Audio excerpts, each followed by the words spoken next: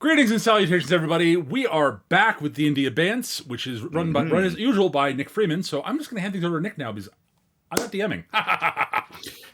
All right. When last we left off in D&D Abeyance, there were a couple of different things that you guys were following up on in terms of your leads. One of those was something that I needed a little bit more time to prepare, so we will be picking that up with Reaper Gideon, who did not come with you guys to Reiko's wake, is the most appropriate term for it.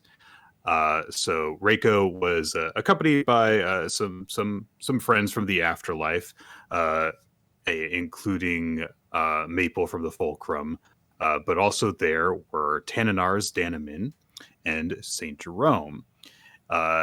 After getting some assistance from Tananar's last time to ensure that Reiko's still living girlfriend Yuki was aware of it and would attend, they went to the wake. Yuki showed up. There was a big grand gesture by Jerome that was maybe a little bit obtrusive. And just as people who were still living in the physical world were reacting to this, all of you experienced some form of vision that was very personal to each of you. And one of those we didn't see last time, which was a result of Tananar's rolling a 20 overall on the perception check I had you all make. Tan. So in the physical world, the actual things that occur in sequence were Yuki showed up in a Victorian funeral dress, making a bit of a scene while paying respects to Reiko. She left in a hurry before Reiko's mother had a chance to really react to it. Dan played a little bit of a prank by having her kind of trip a little bit. And then Jerome, it basically cast a hologram that was very obtrusive, caught everyone's attention. And as Reiko's mother is kind of like storming out past you because she thinks that somebody is responsible for this that is, still alive, something catches your eye because you kind of like, naturally kind of follow her, turn your head to follow her, or turn your eyes to follow her. And out of the corner of your eye, you see a face that you know is familiar to you. And you catch the face's eyes staring pointedly into your eyes. And then the body that this face belongs to turns and walks out the same door that Reiko's mother is headed through. They pass through at the same time, owing to some form of intangibility. There's the hesitation to sort of stay and kind of keep an eye on what's going on here, but within just a quick moment, Tan just sort of reflexively goes after the person that they seem to recognize. All right. You follow in the figure's wake. Make a perception check for me if you can. Another one. Or I guess survival, some kind of thing to track. My survival is marginally better, so that would be a 5 on that roll. All right. You are kind of immediately lost as you go through the door. And you kind of have to pause there and look around for a bit to catch your bearings. You see, a few different things in this room.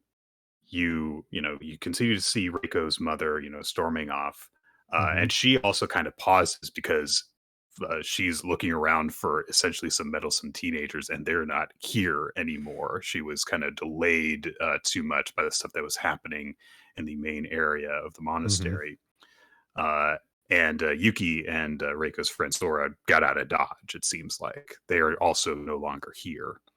There are a few other people that you don't really recognize. They're in very solemn uh, formal garb, black suits, uh,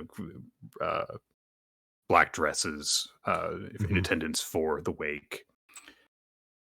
And so you look around, and I think that because you know that someone that you think you recognize came into this room, that there's probably a pause where Tanya like examines some faces, uh, but kind of right away as you're looking at each person in turn, no, this is just a person, someone who is associated with Reiko's family or that knows is a distant relation of hers or something.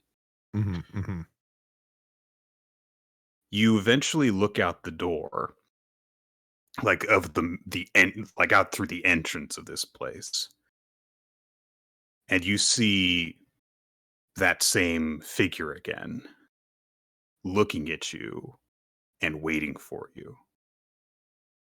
Uh, at this point, like the I would say the responsible instinct to stay for the sake of just sort of making sure everything's okay, sort of I wouldn't say gets overridden, but just sort of like gets sort of set aside. Um, the longer they sort of look at this situation, and then they just find themselves just stepping on outside of the building. All right. So you, in your ghostly, intangible form, step through the wall that Mhm. is no barrier to you. Mhm. As you step through it and your view of this figure becomes clearer, you find that you're now suddenly having trouble actually looking directly at their face in the Mm. way that it's not like it's glaring, but it's like how when you look into the night sky and you try and look at a star, you can't look directly at the star. You see it Mhm. more clearly if you just kind of avert your gaze a few degrees over and Right, let right. your the rest of your vision fill in the gaps for you. Mhm. But even as you do this, you also feel that the face that you're looking at is suddenly different than how it Mm. was just a few seconds ago. Right. The figure looks at you and says,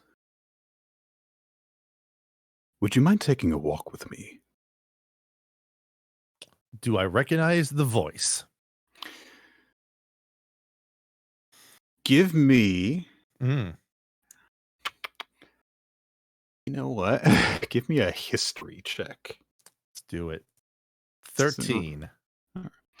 you definitely know this voice. You can't place it, but you know that it is familiar to you. And something starts to happen uh, as the figure speaks again. They say, they say, "I just thought that it would be polite if I had a moment while I was near you."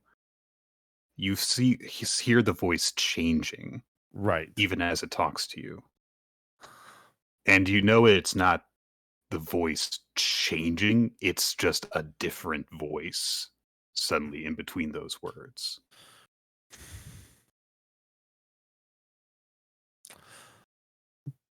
Tan will take a glance around and kind of realize that they're no longer where they were, I assume, correct?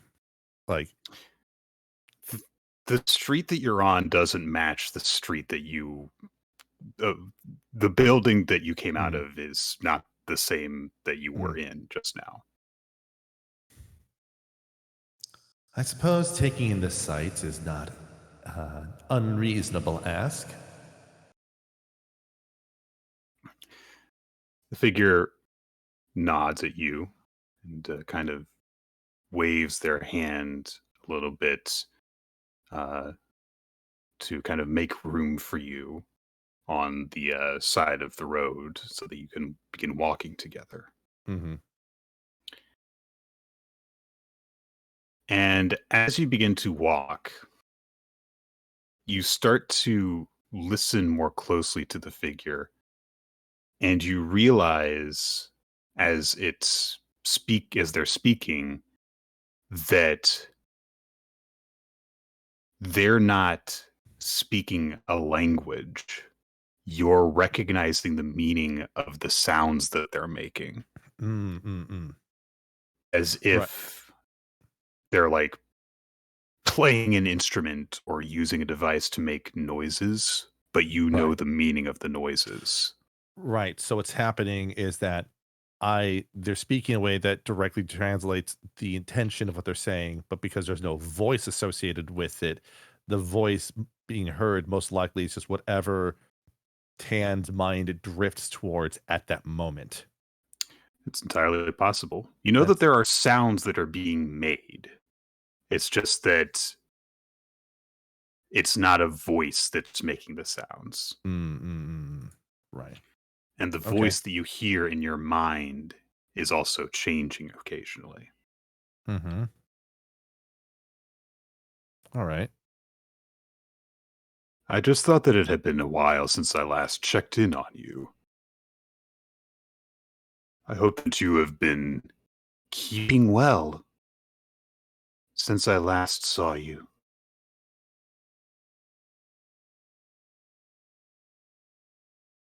Gosh, I can't say I can even recall how long it's been. Um, my memory does not seem to have retained any of that information. The figure nods, and they say,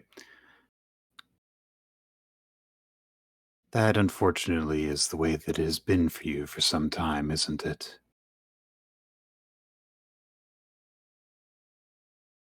That would be the case, yes. Hmm. I would say that part of the reason that it's been a while since I've talked to you is that I don't like the way that I appear like this for you.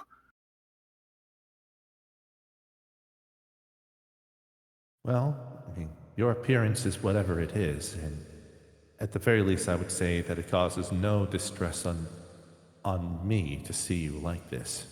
Mm.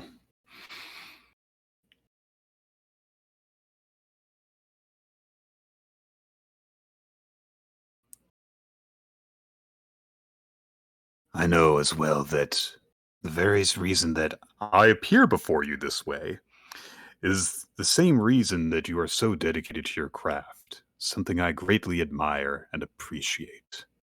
Mm.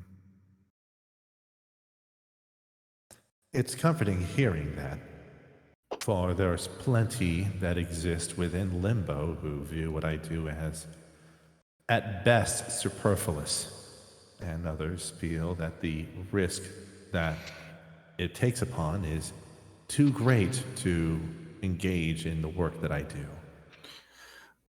That which is superfluous to what is strictly necessary is often something that is the most precious and meaningful.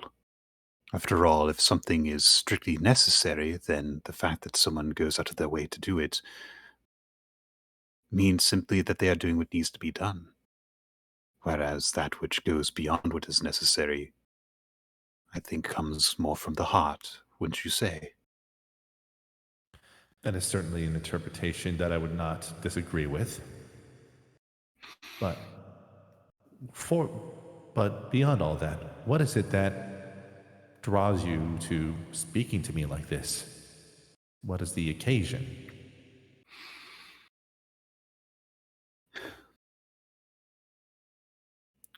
Well, in a sense, I suppose I am doing something similar. There was something that was very necessary that I needed to do, but I decided while I was at it that I should also do a few things that were superfluous. Hmm.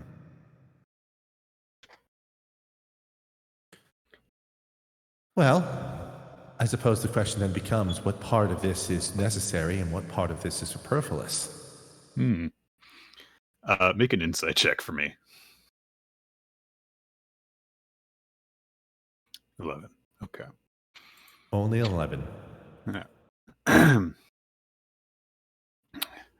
Sorry, changing between voices can be a little difficult for me. That's me, the DM saying that. Just give me a second here. Changing abruptly in the middle, yes. Fortunately, this person is not going to show up a whole lot. Drink some lemon tea real quick. Slurp, slurp. I am afraid that if I were to tell you that, then that would be not simply superfluous, that would be dangerous. After all, if I tell you what's really important, you will. No, won't you?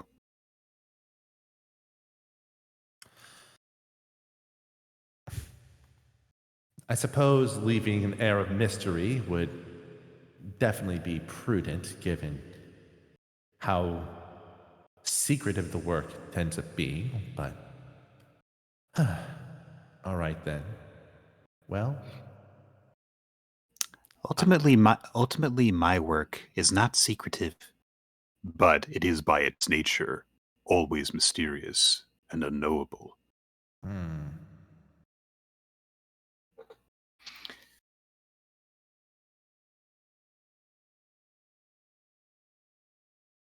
my Let's thought is see. whether Tan has sussed out who this person is. Like, I mean, at this point. it depends Yeah. on if you think Tan would have encountered this aspect of them before or not. That's a good question. I don't know if they have Yeah. yet. I think it requires It's- some other quote unquote clues or hints to kind of pop up to suggest that there. Gotcha. Uh, I feel I at least owe you the clarification of saying why I feel awkward assuming these appearances, Taminars. The reason why it is awkward is because I know that when you see me in this way, when you see me in this way, when you see me in this way, that it is not me that you wish to see, it is them, and you cannot.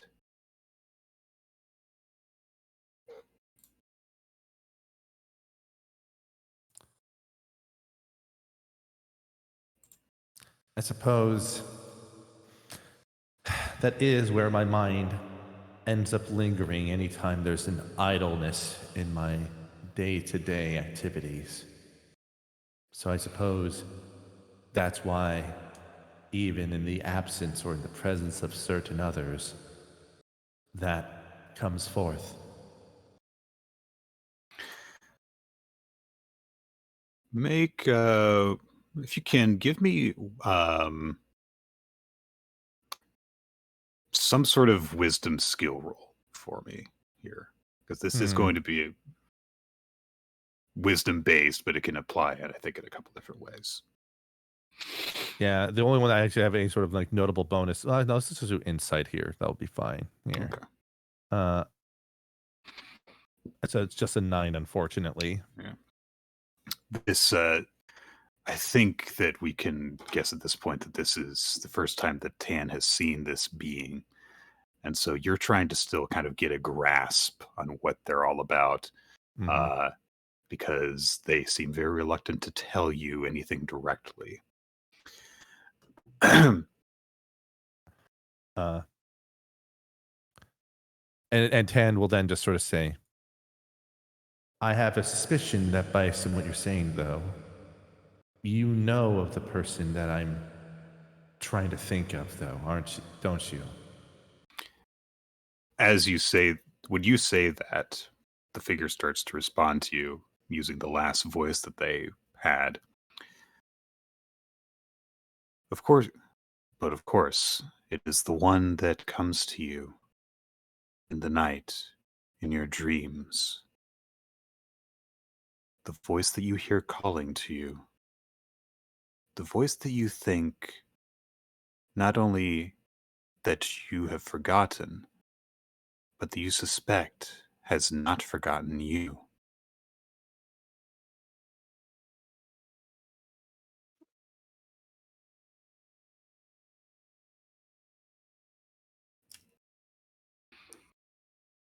Like Tan just falls very quiet to that and will just and then follow up by saying, my mind for a moment wants to ask the question, why can't I remember? But then I realize that that is not necessarily a silly question to ask, but a question that sort of ignores how the mind is.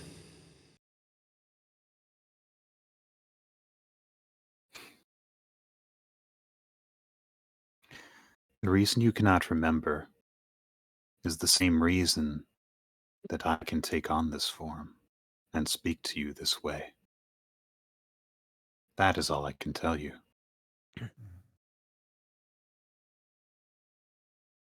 So I suppose that does bring up the question of, well, just why now? Why like this? It seemed as good a time as any. Hmm. Tanninars, I, and I mean I, not the one whose guise I currently assume. I wish you to know that I do greatly appreciate your work. It makes my work much more tenable, much easier to swallow in certain times when I wish that I did not have to do what must always be done. Knowing that you will arrive in my wake to help those that remain behind, it offers me comfort, and I consider it a gift. When I know that you do not need to be repaid, but that I wish that I could. And I deeply regret that I know of a gift that, were I to give it to you, would be most appreciated. And so I greatly regret that I am not able to give it.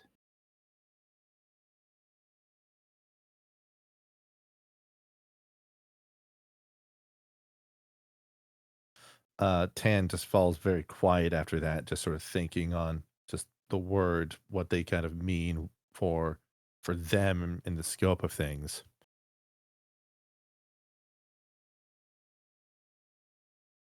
And then we'll say, if the day were to come where I were to remember who I'm thinking of, I suppose it would possibly come in conflict with the work that I do.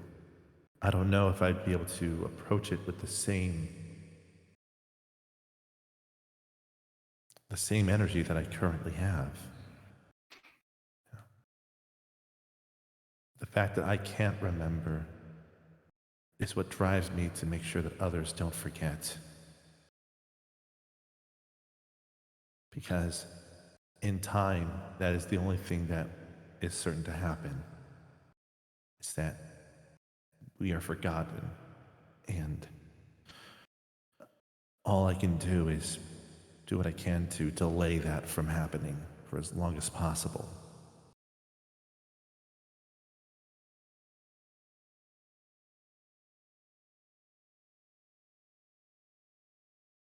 You better understand, more than even some of your peers, that nature that is intrinsically linked to me. And you've been speaking to this one guise for some time, but now as your thoughts go to uh, less focused and more expansive, more to your work and the nature of what you do, the face starts to shift and the sounds start to shift again. Inevitability is part of me. If it were not inevitable, then I would not be me. What I do would not be what I do. It would have no meaning. But just because you fight against that meaning does not mean that your struggles are in vain. I find that what you do is just as much a part of what I do as that inevitable thing that you struggle against.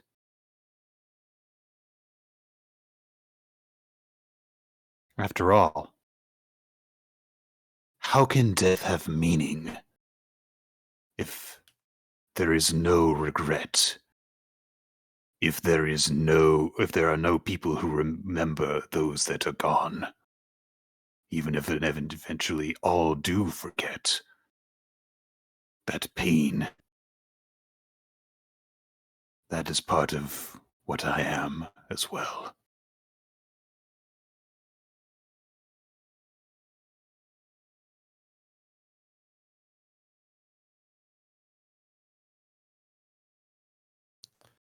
Another just wave of quiet washes over Tan.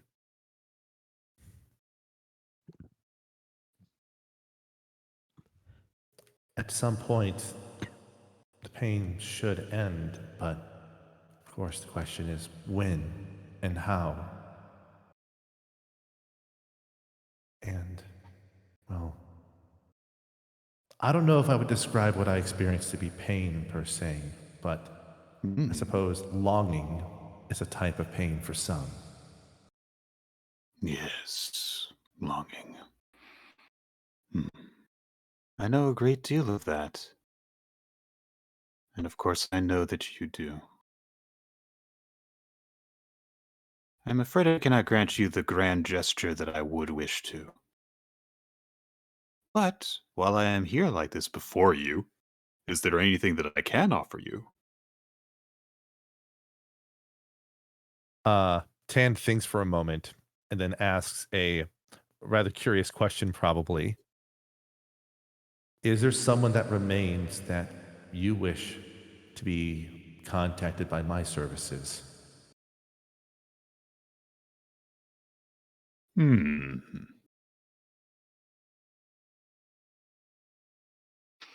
I suppose that that's a little bit more direct than you usually get tips from.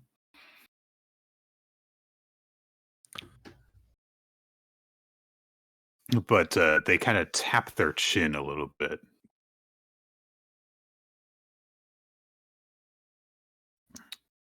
Uh, and say, as it so happens, there is something that I do wish to have from you. But since you ask only for the chance to help someone else, who am I to deny you that? And they kind of reach out a hand to to take yours. There's a brief hesitation before Tan just, well, takes the hand after just a moment's hesitation. You feel something slide into your palm, something flat and folded.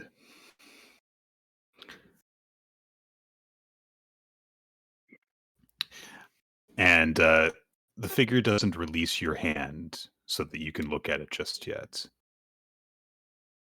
You can you again see the eyes looking into your own eyes, even though you can't see the face that they belong to in focus. And the figure says,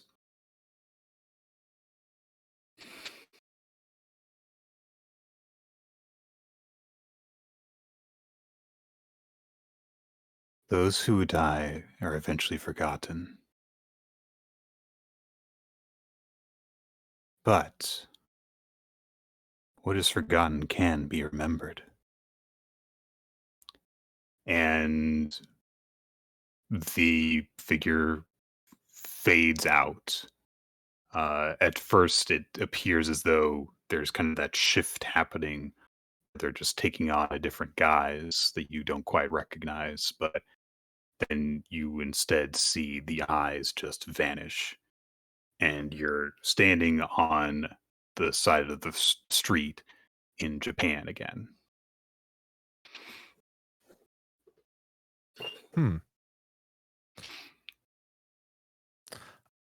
I have a curious question.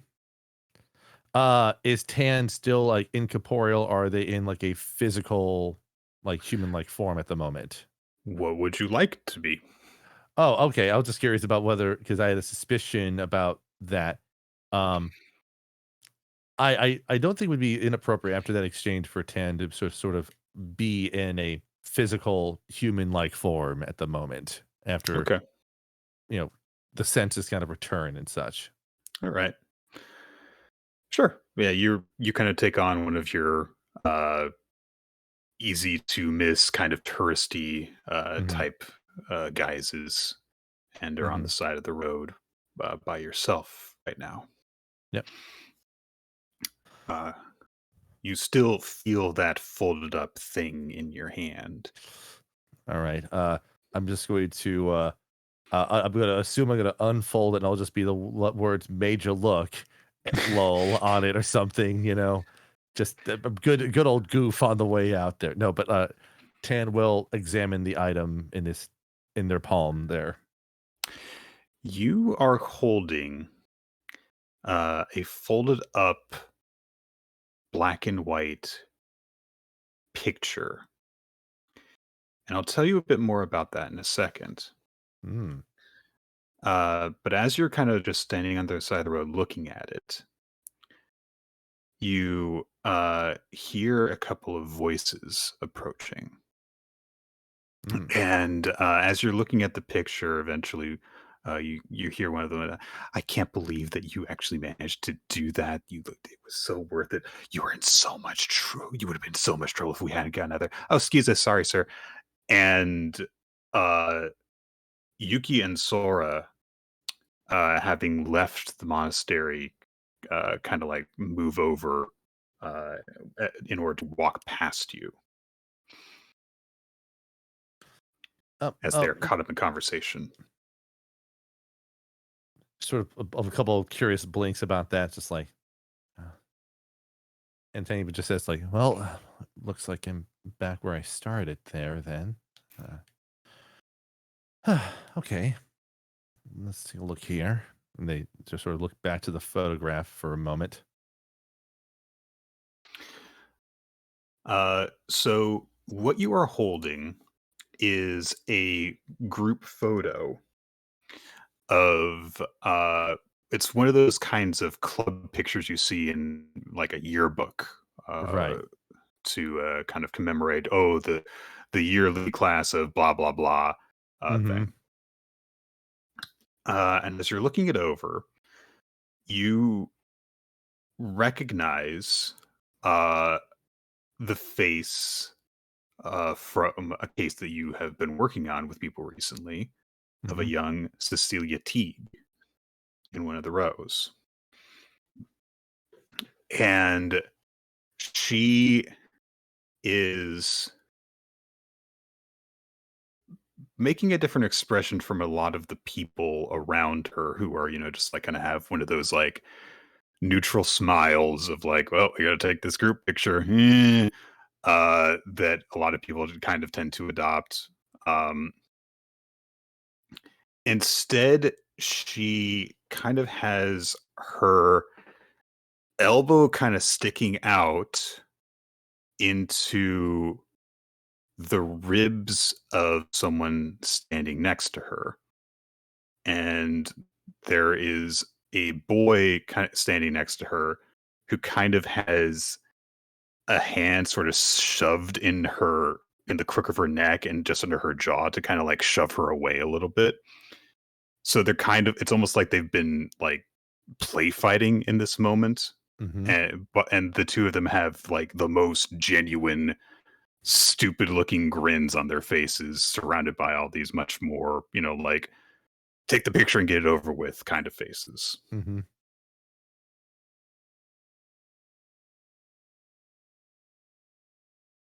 Is there anything also remarkable about the boy that is depicted in this particular instance? I mean, he's got kind of greasy, straggly hair that he's not doing a good job of keeping out of his face, even though it's time to take, a group picture. He's a little bit taller than her, very gangly looking. Um, and I mean, he looks like a student the same way that she does, about her age. There is a uh in addition to just the picture, there is, the little blurb that you would kind of see next to this in a yearbook that says like, class of like 2000, or not class of, but club for uh this certain society dated in like 2001. Mm-mm. And there is a list of names. Okay. And so by following the names on this list, you see that Cecilia Teague is standing next to. Oh God, I've forgotten his name. Hang on a sec. I've got my notes. I have my notes. John McGuffin. Got it. That's Got right. it. John McGuffin is standing next to a guy named Marshall Bailey. Is that name familiar at all? To you, is it familiar? I don't think it's familiar to you unless you guys have had time to compare notes on this stuff yet, because you were working with Reiko when Right. everyone found I out. do not this believe thing. we had a chance to Yeah. conflate on that. No. Yeah. Well, Tan was just thinking out loud. It's like, well, I should probably check back on the wake real quick there and probably run this by Gideon and the crew just to see what they can do with it. Okay. Make a perception check for me.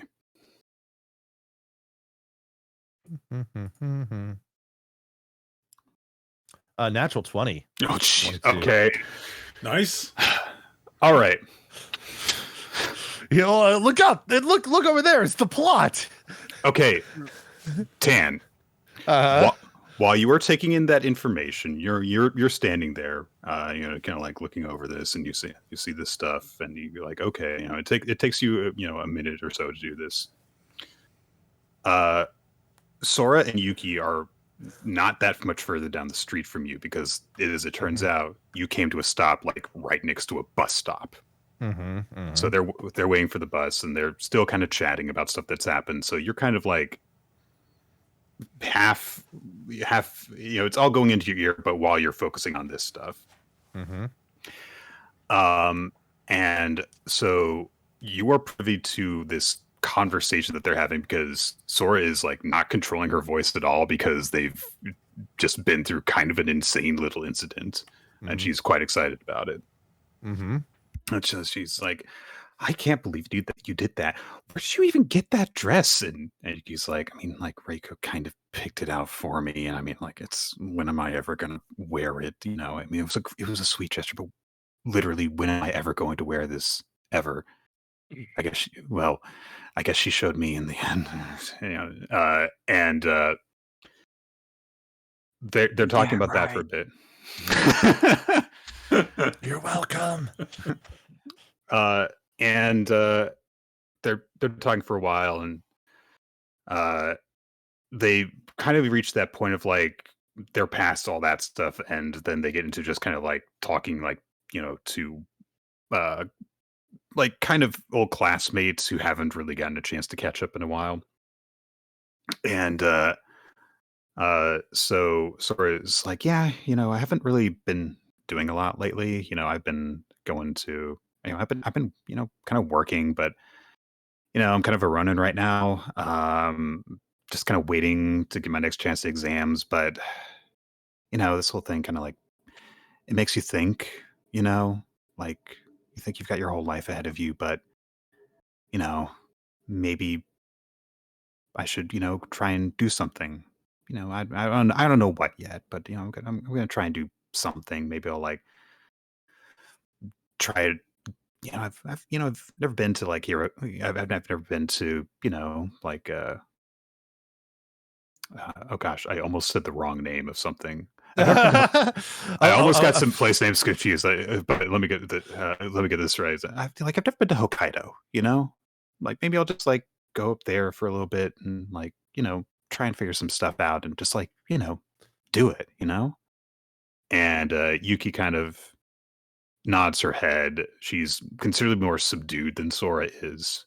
But she says, I've kind of had the same sort of thoughts. I always tried to kind of plan everything out ahead of time, and maybe it's time to do something different. I don't know. I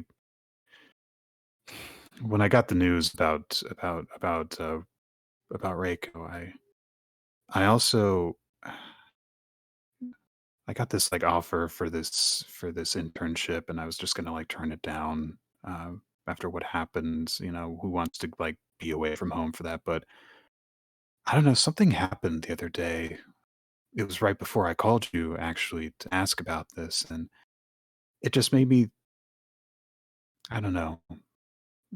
It made me look on things differently, and made me realize I needed to do a few things. And I think maybe one of those things is to go after the chances that are presented to me, even if they weren't part of my original plan. So I think that maybe I'm going to do it.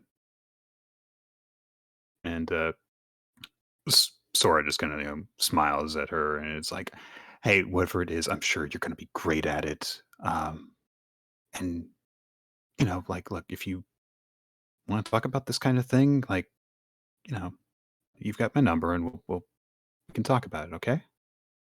And they just kind of have this little moment of mutual comfort over next to you after having been through the wake together. Mm-hmm. And that's what you hear. All right. Well, Tan will try to, uh, while eavesdropping as subtly as possible, afterwards, just sort of try to make the way back to where the wake was happening, still in their corporeal form in this case. Okay. And that'll be where they go. Unaware of just all the other shenanigans that happened. Yeah. Oh dear. Whew. Okay. Hmm. So we're going to rejoin that group in a minute. Okay. But Peter. Okay. Last time, Gideon, something had occurred to Gideon to pursue a line of investigation that had not previously occurred to him, which is a Right. little bit embarrassing. Yep. Which was to go to Central Yeah. and ask if anyone had talked to Cecilia. It's like, yeah, the obvious thing. Right. So I think that since we have established that Gideon was not going to the wake, that this is what you're doing at the same time. Sure. I think that just makes sense. I agree. Yeah. So you have set something up. You've called ahead to Central and said like, okay, this is what I want to know about. And you have set up a meeting. So you go into the office, this with all the very like beige, calming walls and the little cheerful signs that are kind of laid out. There's like a poster for the Mel Brooks movie Dead and Loving It. Okay. Okay. The best one.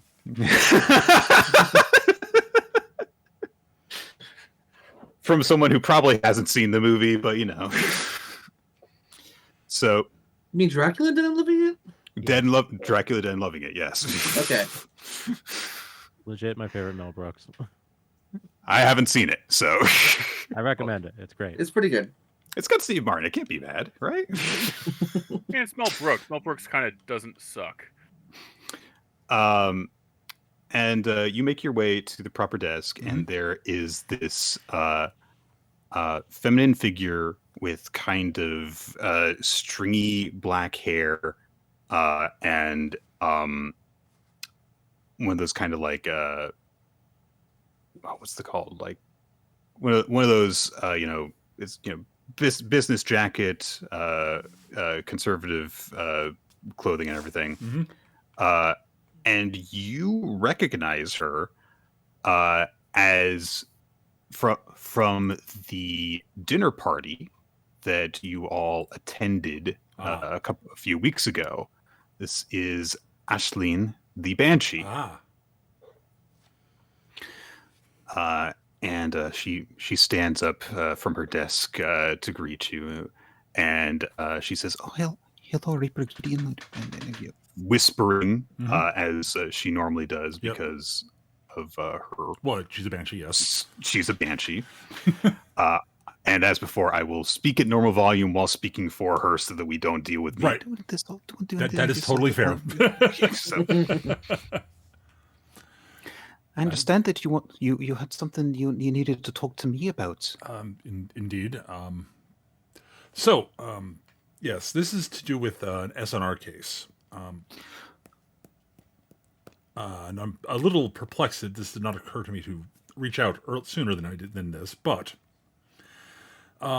you were working with a Cecilia Teague at some point, according to according to the records I have. Do you have any memory of this? Cecilia Teague. Just 1 second. No problem. Take a seat. Oh, thank you. And she kind of goes behind her desk and she kind of like pulls out some folders and she says, "You say it was an SNR. Do you know about when the person would have, if I met her, do you know about when I'll give her she the would date. have been through?" I'll give her the date. She leafs through some stuff, flips through everything, kind of comes to a time. She kind of pulls out her notes for it and looks them over for a few minutes. And then she says, "Okay, Cecilia Teague, the artist woman. Yes. I do remember talking to her. Yes. Quite. Oh yeah, that was She were an odd one. Yeah. In what way? So. By the way, Gideon has his notepad out at this point. Right. So one thing I'm going to have us do here. Mm-hmm. So this is not the traditional way that this skill gets used, but make a persuasion roll for me. Absolutely. She is 100% predisposed to helping you. This is to see how much you can jog her memory. Fair enough. I am down for that, and I'll push the button. That is a nat 1. I'm going to use my reroll because that is a nat 1. Okay. Mm-hmm. Not much. It's better, but not much better. I'll take about it though. 9 total, about baseline. Okay. So, she tries to go through this, and she says, "All right. Well, first thing I noticed was that she were a bit. It's not that she were calm. A lot of people that come through are calm because they're mostly at peace. They just need to kind of have some guidance and where to go. Right. But she was not really surprised by anything that she was seeing. You know how they live in, or the recently deceased are, where they'll see someone like yourself or like me, and they'll think, well, that person doesn't look normal. He's got a skull for a head, or she's got weird hair, but she acted like it was all normal to her. When she didn't, ask, what I was or why I looked the way I do.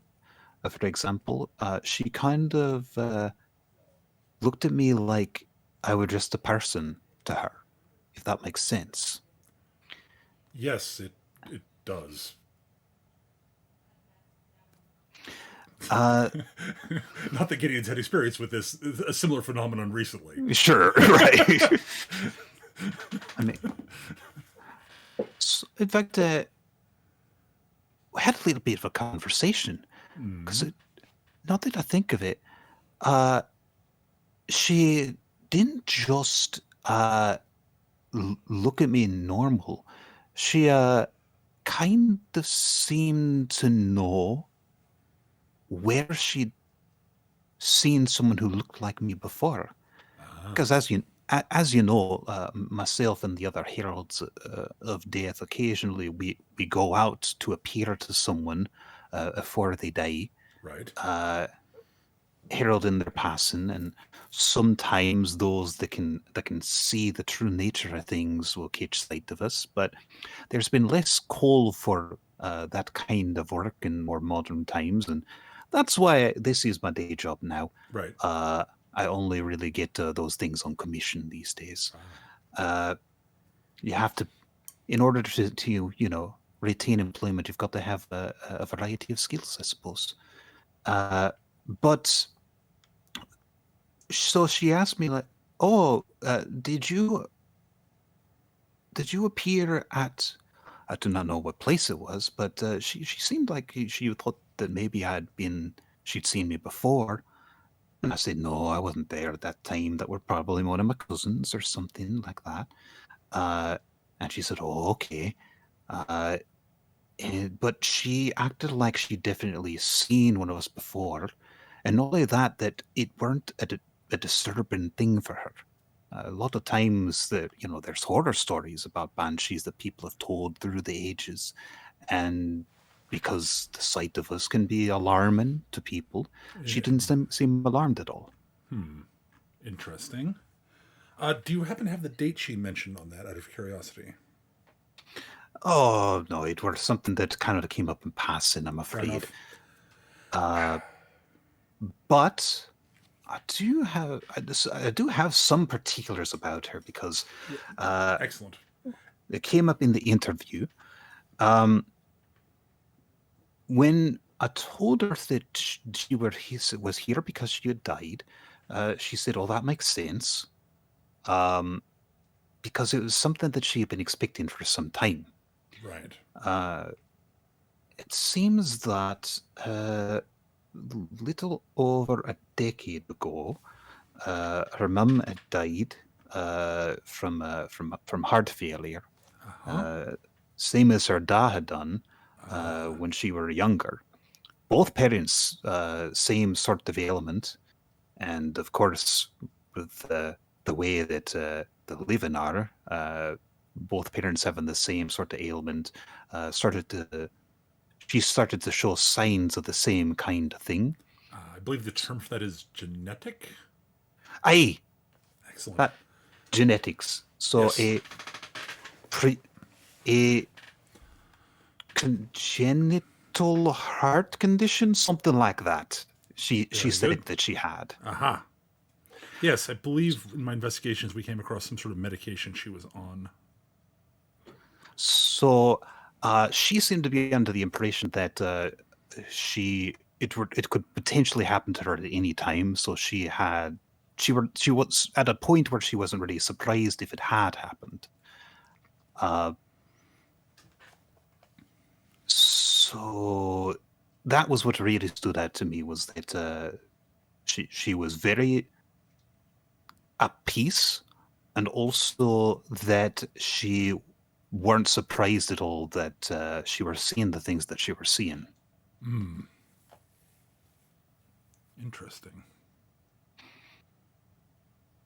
That's something to look into. All right. So it appears she passed on from congenital heart failure, is what you're saying, or is that just sort of her assumption? Well, that was her assumption. Good to note. I'm not the coroner. Obviously, yes. So, I don't know myself. So her stated assumption that what it was, but did not state that she knew exactly how she passed.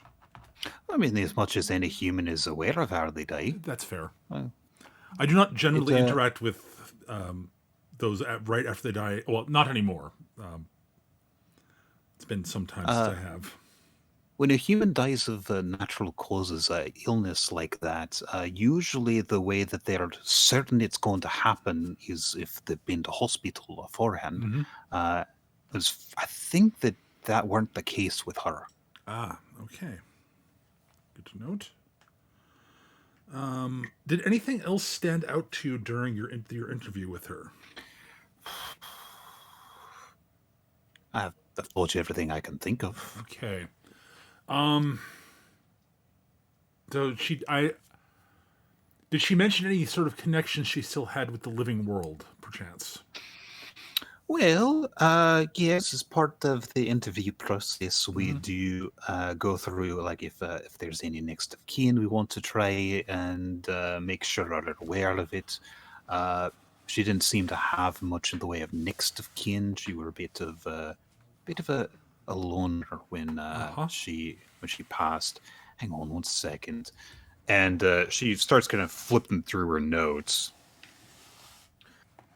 She said, "Oh, is there a way that we can make sure that that my local town gets hold of my wealth?" I said, "That's not really what we do. You'll have to make sure you write up your will when you're living." Yep.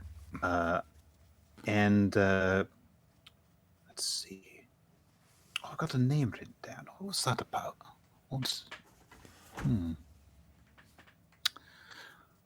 She said something about, what were her words? She said, "Oh, he's going to be so pissed." Something like that. Mm-hmm. I don't know. Did she mention a name for that, or was it just a? Did she just sort of mention it was somebody she met just in passing? She said a name. She doesn't have it written down. I'm going to roll for her. Okay. Ooh. She said, Marchie's going to be so pissed off about this. That was it. Sorry, what was that? I didn't catch that next. Sorry. Marshy. Marshy? All right. I will give you notes that down. But there were some she just kind of grumbled to herself. She didn't really seem to focus on it none. Well, that might be that's another potential lead to look into. All right, so recommendations you made as sort of from the interview about where she should head to next and such, and just I need any details you might have of what she was going to do after she left the interview. I think that she was going to go and see someone like yourself in your position. Yes.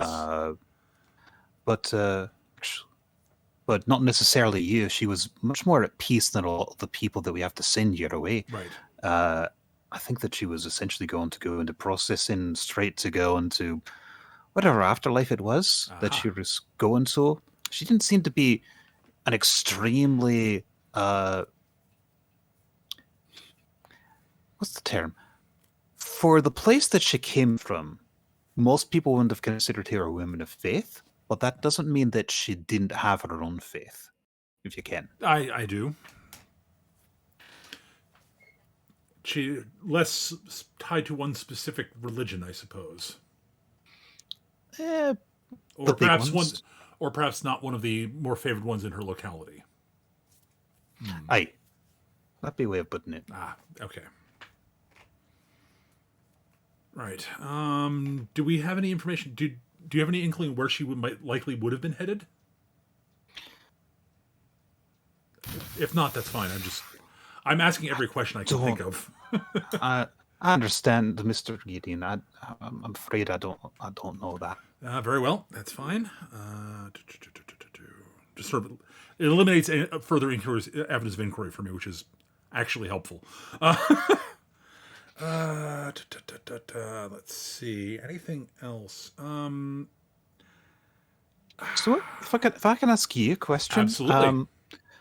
So, what kind of investigation have you been doing on her? Well, usually as I said, I'm a little embarrassed that I did not think to come talk to you first, because that would have both opened and closed some avenues of investigation. We did go to check out her locale where she was, see if we could figure out where she passed on, and see if that led us to any information we might have had on that. I've not been doing a lot of investigation. I mean, the number of SNRs I've had to investigate. It's not been very high until recently, and so there is not an established protocol for it yet. But so we investigated her hometown and such, which led us into a fascinating side tracking, which led us to it led us to we were looking to see if what happened with the previous soul that we had tracked down was that it had somehow gone from here back to the mortal world and was haunting an area, which was literally haunting the area where it passed on, as far as we could tell. I see. Which seems very odd, given that it actually got here first. So we were investigating other hauntings in the area where she passed, see if there was possibly a link there. And we found one. It wasn't her. It was someone else. And we decided to see if we could track down where they went to see if they might be able to give us information on Miss Teague. That did not pan out that way, although it led to some interesting complications. Nothing tied into Miss Teague. Of note. Wait, so you are thinking that there were some sort of haunting that might be associated with her? It was a possibility, yes. So you found when they were nearby her? Yes. Okay. But was not her. Okay. Well, if you haven't found her yet, I suppose it is. Yeah. It would have been so much simpler had it been her. But at any rate, yes. And after that, we decided to. I was at a bit of a loss, so I asked one of my associates for some suggestions, and we investigating some stuff tied to her artwork.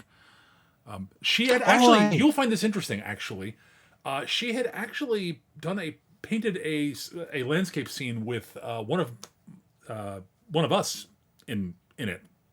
One of you? Not one of the Reapers. One of the people who work here. Have you interacted much with St. Jerome? I think that his name's come up a few times when he was at the party recently. Oh, the owl-headed fellow. The owl. Aye. Yes. So she had a painting of him.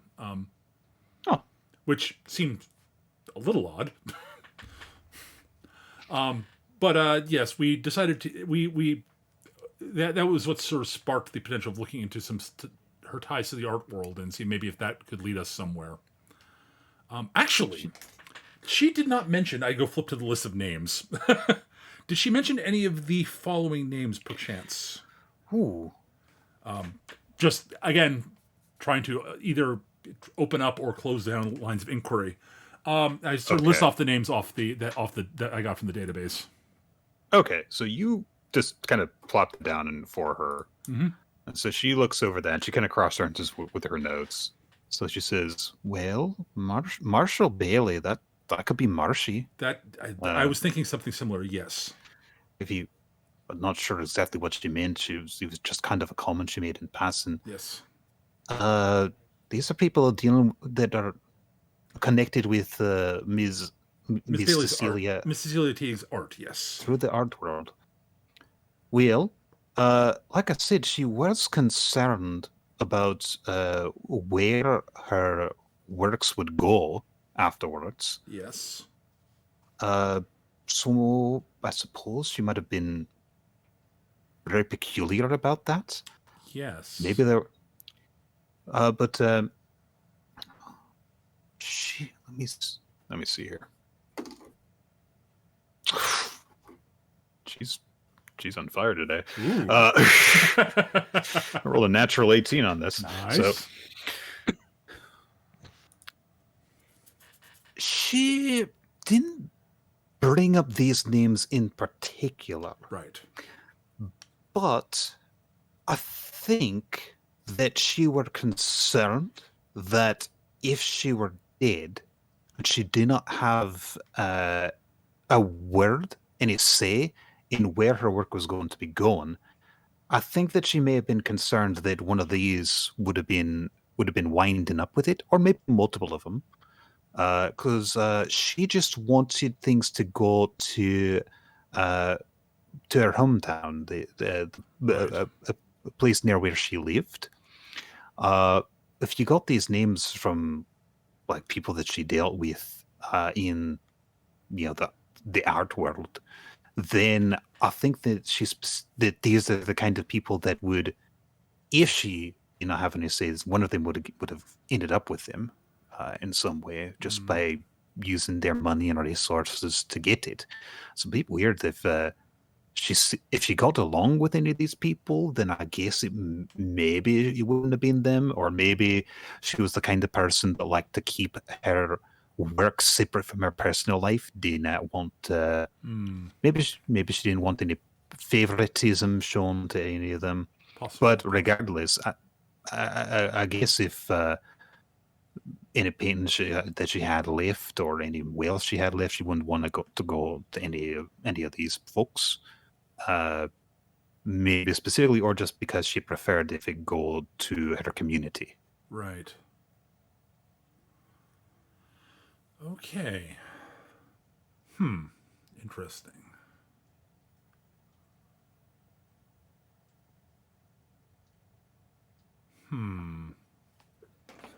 I wonder if she did leave a will of any sort. Well, do you have any other questions for me, perchance? Do you know if Teresa's going to have another dinner party soon? I had a wonderful time there before. I think that I glad you did. I think Therese tends to hold them semi-regularly. Oh. He's been trying to hold them more often. I confess I'm not the most comfortable at that sorts of affairs, but I do think they do serve an interesting and potentially good function.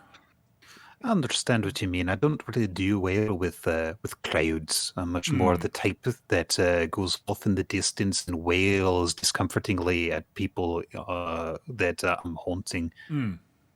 Being talked to directly can be a bit of a difficulty for me.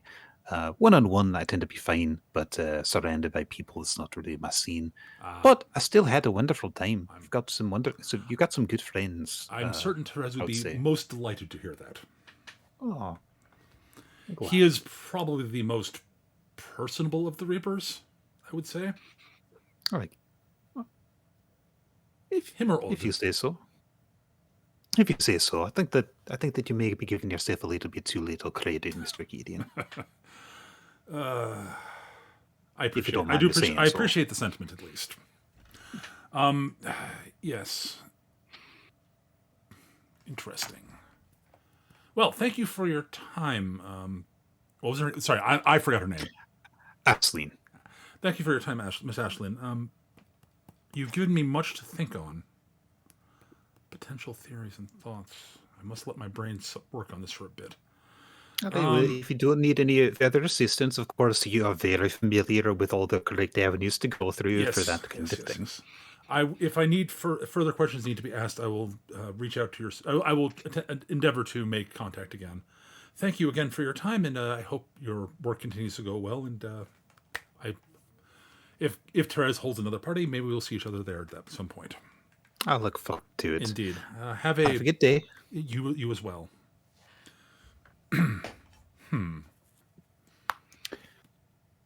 All right. Now then. Gideon has much to ponder as he wanders back. So, you three, you four, I guess, as Tan will shortly be rejoining you. Reiko, Dentalian, and Jerome, you all just had some visions, conversations, and you are all back where you were prior to that interruption. There's still a bit of a hubbub surrounding you after the disturbance, we'll call it, that was generated prior, but things have calmed down a little bit. The minor image has, or major image, I forget which one you Or actually silent used. image. Silent image. Silent image. The silent image that you conjured has faded since, well, you weren't were really lo- concentrating on Yeah. it. You had some more pressing matters. But that has happened now. And it might be time for you to consider going.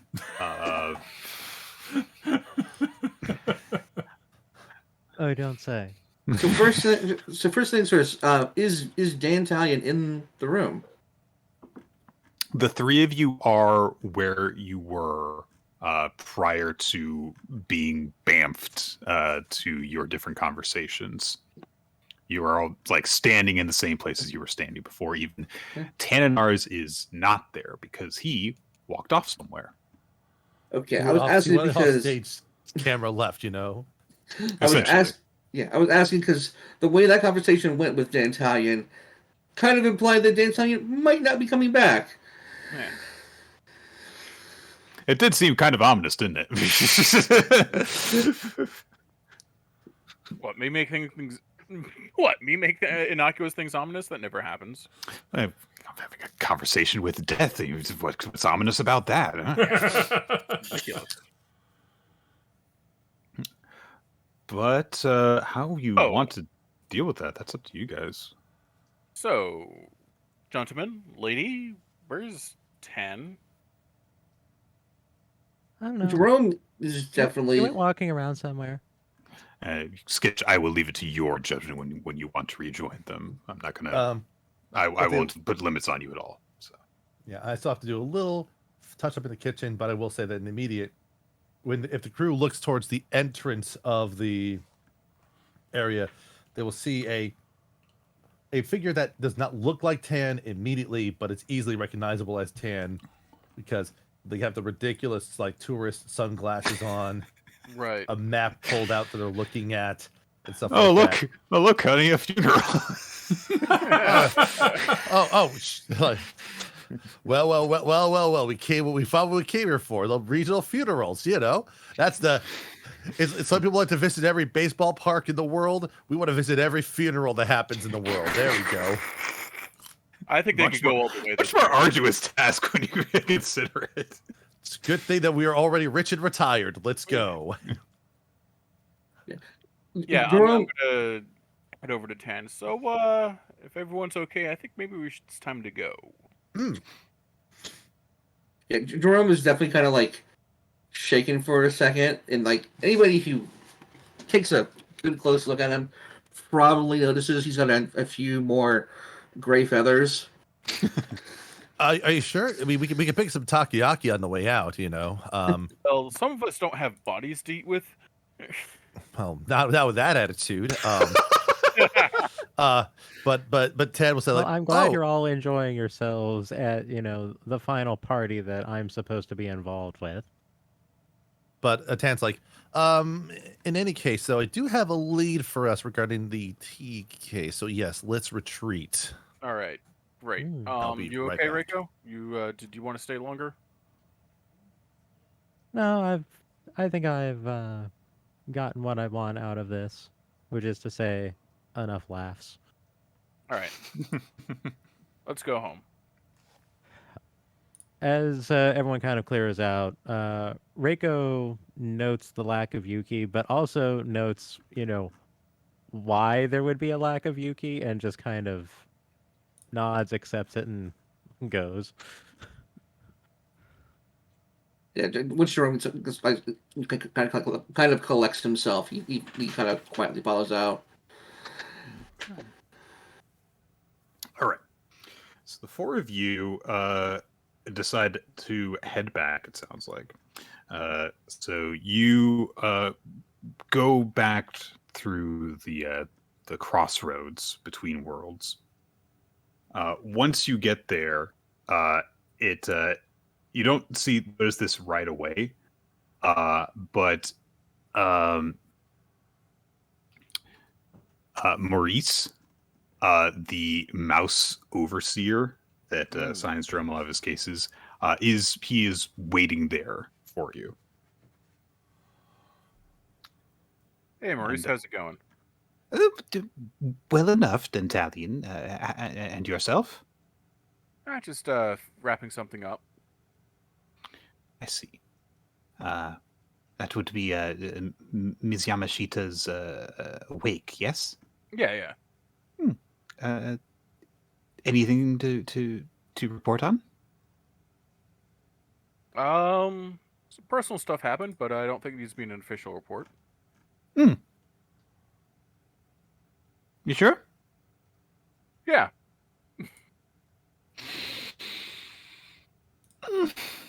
Oh. Okay. As Jerome kind of lets the other three walk off, he's like, Maurice, you here? Do you need something? Make an insight check with advantage. Yeah. Admit to nothing until they call you on it. Where is there it is. 7. Let me do All that right. again. I'm doing that again. That's a little bit. After what happened, I think. Spending There. a little- At 20. There we go. He knows. Jerome's like, let's go talk. Okay. I think that we should do that, yes. Oh, I don't like this part of the job, Jerome. You know that. Jerome is perfectly understanding. He's like, I understand. I'm sorry you're in this position, and I don't hold you responsible for it. I'm holding you responsible for it, Jerome. That's kind of the thing that I have to do right now. Yeah, Jerome is very. It's like, yes, I've already spoken with the big man. He very much implied. But the big man? Yes, the Oh, our esteemed colleague in charge. oh wow. Okay, It was very.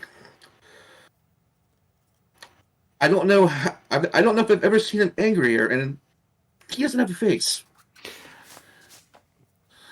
Well, I'll be quite honest with you, Jerome. That's no offense, but that's a tremendous relief to me. I don't like being I don't like being the stick. I'm not a disciplined kind of person. So if you've already gotten the big intimidating talking to, that doesn't suit me at all anyway. So I'll just tell you straight up what we're going to do. I do need to issue a written reprimand for your action. It's basically a tier 2 warning. Tier 1 is just don't do that. That kind of thing. I tell you, don't do that, and then I expect you not to do that. This is I'm putting in writing. Don't do that. And then if you do continue to violate these the constraints that you are supposed to follow, the guidelines that you're supposed to adhere to, then greater disciplinary action does get taken. You may consider this, and this is. Oh, sorry. I don't. Jerome was like, breathe, take a breath, calm on. It's all right. Tiny mousy chest. We've known each other for years. Yes. Do your job. That's right. Yes, right. My job. You may consider this. This is something akin to a bit of a last warning sort of hurdle. If you cause some sort of undeserving incidents like this again, then greater action will have to be taken on our part, which could potentially be a limitation on the abilities you are able to utilize in the physical world. Which I really do not want us to have to resort to, because that will reflect your ability to affect your ability to carry out the remainder of your sentence. And I do not want to put constraints on how you do your job.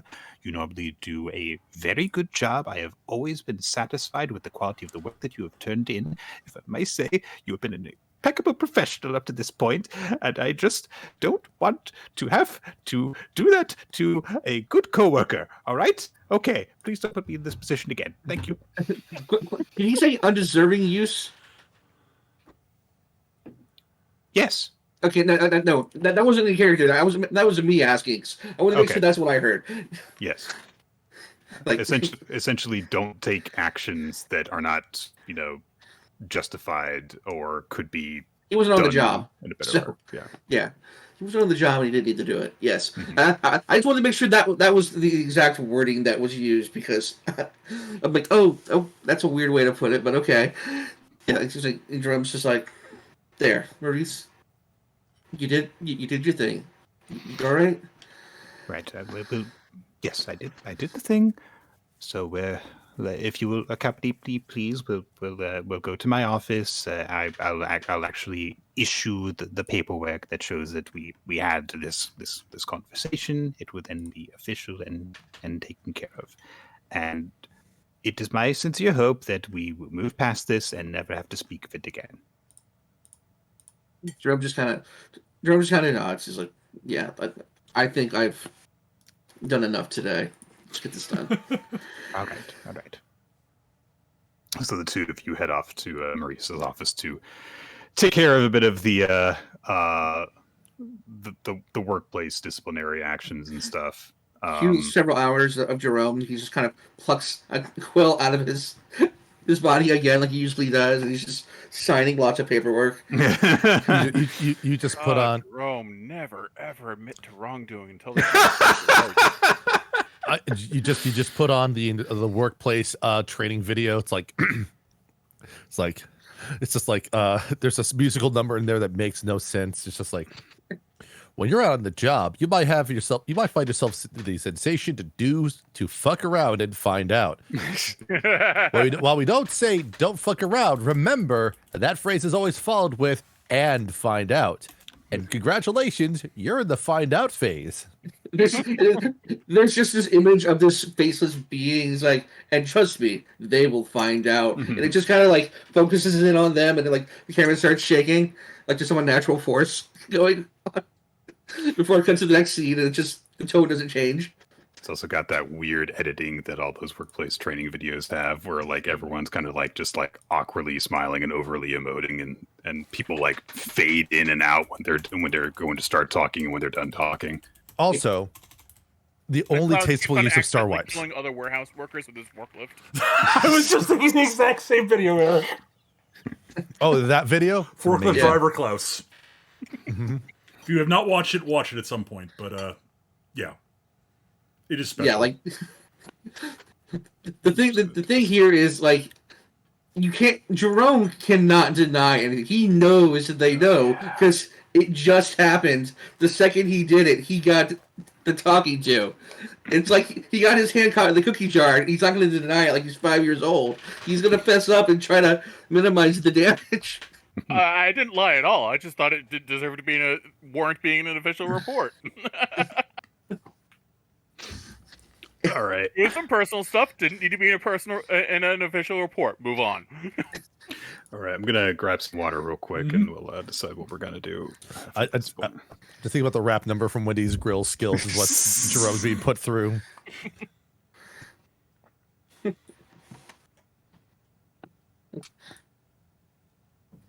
Also, this video opens with Dave Thomas being incapable of saying the word fresh. He says fresh. It's just like, what? I'm Motherfucker. pronouncing it wrong, but differently every time. Jerome, what phrase shell have you inflicted on us this time? Well, Jerome, look at you just frosh out of the fire. Yes, well, they say, you want to, it's like, I want it fresh from the source, Look, I'm so before a fresh start here. There's a sort of saying fries, just saying. In the meantime, have you seen my new thing? It just fish off the boat. It's great. All right, I'm back. Welcome back. Okay. So You guys have gotten back to Limbo. Gideon is done with his trip to Central. Mm-hmm. What do you all want to do? Tan wants to go to Gideon and show them all the pictures from their trip to Japan. Okay. And by all the pictures from the trip to Japan, they mean the one picture they got while in Japan. It's not of Japan, All right. but it's All right. relevant to the tea case. Yes. Let's go do that. All right. Because I'm sure as hell not talking about my talk with the boss. That comes a little too close to honesty and therapy there. No, did you guys get a vision with this? Yeah, I did too. Yeah. Did Nope, Ty, nope, did you have nope, one? nope. Nope. I did not talk to a short goth girl. Nope, not at all. we just do a smooth cross dissolve to them in there, and I will just have Tan just open up, seated at All right. Gideon's So, desk yes. somehow. When you guys come in, you see Gideon sort of sitting at his desk, sort of staring off into space, their fingers steepled, very clearly in thought. The supervillain pose. So, Getting his Gendo on. greetings. Sorry, I'm lost in thought. How was the wake? It was rousing. Rousing. It's another term for wake, just doing engaging a little wordplay with you, Gideon. Rousing. Awake, Yes. family drama, various bullshit, kind of boring, really. Nothing worth reporting. Now, I have okay. something for you, Wait. Gideon. Nothing worth reporting, Dantalion. Are you sure? I'm gonna need some opposing checks from you two. All right. Who's the Fine. advantage, though? Does Dan know how to lie to Gideon, or does Gideon see through Dan's lies? That's a. I'm guessing he's rolling deception. I'm rolling insight. Yep. Yeah, that's what I figured. Oh, I rolled well, but Yeah, not as well as I did. Dentalian's had some time to think about this and collect himself. so he says that. All right, whatever. Tan will immediately engage the diversion tactics. Gideon doesn't Gideon? really care, so I have something for you, where there's for everyone, but I figured we might as well talk about it here. sure, excellent. Yes, Now, I have one caveat. have you? Don't ask me where I got this because I don't know. Anyway, here. And then Tan produces the class club photo and just sets it on the desk in front of Gideon. This appears to be a photo of school-age children. May I draw the Reaper's attention to Exhibit A and B. There are two of them that seem to be shoving each other. Yes. The names of them underneath. I'm sorry, I did not notice the script below. I apologize. Miss Teagan. Well, that's a familiar name. Who is this? What was the name again, Nick? Sorry, Marshall Bailey. that is a Marshall Bailey, which is one of the names in the file we picked up at the art gallery, and one I've heard recently. Potentially heard recently when discussing the Cecilia Teague's case with Aislinn over at the Central, who was who's the individual who handled Cecilia Teague when she arrived in Limbo before she disappeared. Interesting. Oh, she was cute. I will take your word on that. So this seems like Gideon's this a Reaper. Marshall. So I suppose this Marshall character would be of interest for us. It was definitely a potential lead that I picked up there. Apparently, so Aislinn, I basically start filling everyone in on what I talked about with the Banshee, apparently Marshy will be pissed about this. That might line up with this Marshall individual. It's at least a plausible potential nickname. I think that's the term, correct? Yeah. Good. I've picked a few things up recently. I'm actually quite pleased about that. But at any rate, Also, apparently, Miss Teague was very worried that her artwork would not go to where she wanted it to go to when she passed, because it sounds like she may not have left a proper will and testament before passing. And she very much wanted it to go to her hometown, basically. So I guess to the local gallery, maybe. I'm not entirely, but she wanted it to not be the property of any one individual person, from what I can tell. And that seemed to be a important and driving force for her, which that sort of force could lead to just sort of a natural haunting, perchance, maybe. Or wanting to observe to make sure things go the way she wants them to go. And she can't exactly do that from here. So these are potential avenues of investigation. Also, it does appear that she did die. Apparently, she did have a I think the term is genetic condition of both her parents died from genetic predisposition. Yes, congenital heart failure is apparently both her parents had passed on from, and she was diagnosed with something similar. Apparently.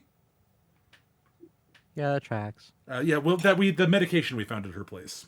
So, it is quite possible she somewhere she had her heart failed her somewhere that we've just not found yet, apparently.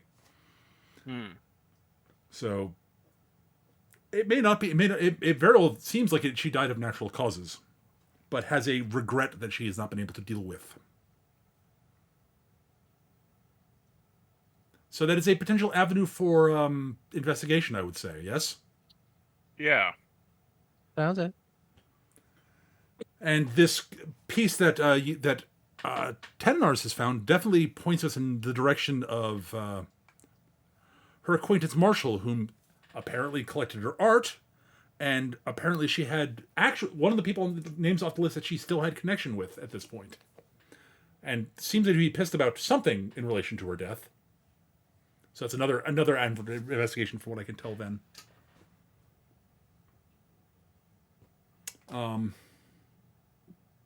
yes. Also, Iceland was very surprised by how very sort of unfazed Miss Teague was by all of this, sort of gesturing at everyone around and Limbo, which sounded very familiar to me. I say, not sort of glancing very briefly at Reiko. Sounds like something of a kindred spirit, Miss Yamashita. Well, then we really have to find her now. But we did know that she was painting otherworldly but this seems to be postmortem figures, so she probably did know in some sense. I think it's fair to say. I think this is further confirmation is more my point. Right. But yes, right. So suggestions. I'm in where we should go from here. There are many avenues to tackle, and I'm sort of my brain is spinning between them, and I'm not able to settle on anything. So I would very much like input. Yeah, Marshy seems like our best bet right now. Yeah, I'd agree with that. I would concur, since we gotten information on him from 3 sources now. 2 of which we're aware we know what they are. The third, well, it's a photo. Where it was acquired is unclear, but that is not important at the moment, in my personal opinion. No, it's the fact that we're getting stuff from like so many different sources. Exactly. Almost though someone upstairs is annoyed with our lack of vision. I confess I am still somewhat befuddled at myself for not having thought of talking to the person who interviewed Miss Teague when she came here. I'm at a loss of how that did not occur to me. Well, there's a lot going on. I mean, it's an obvious first step is the thing, right? Distractions happen. I suppose. Good at it. At any rate, so we need to figure out what we can find out about this Marshall fellow. before we should do some research on him, and before we go, I'm guessing he is still alive. So Yeah. As far as you're aware from your prior research, I'll go ahead and just kind of list some reminders of some stuff that I did give you before. Marshall Bailey was a known in a very kind of impersonal sense from the information that you looked up, was known to be a contemporary of Cecilia's while they were both attending Goldsmiths for their degrees. And they were kind of talked up as something of rivals in a way, because they were often, put up for featured in similar ways, put up for similar awards and the like. He has a reputation as a very successful, wealthy artist who has a number of very wealthy patrons. So, which, while his work is talked of differently from Cecilia's, from critics and general patrons of the arts and such, he has arguably done considerably better for himself in a strictly financial sense. Cecilia moved back home to the country. This guy, as if the list of names is anything to go by, was making enough money that he could buy multiple works of hers if he wanted to.